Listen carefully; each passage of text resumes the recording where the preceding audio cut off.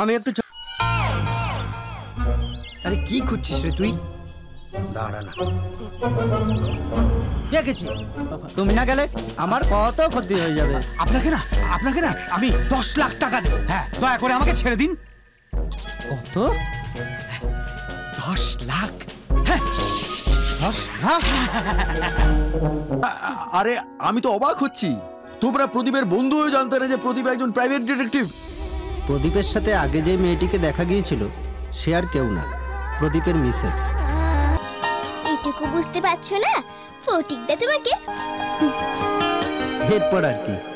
Phatik plus অনামিকা আর Amit plus Sunita.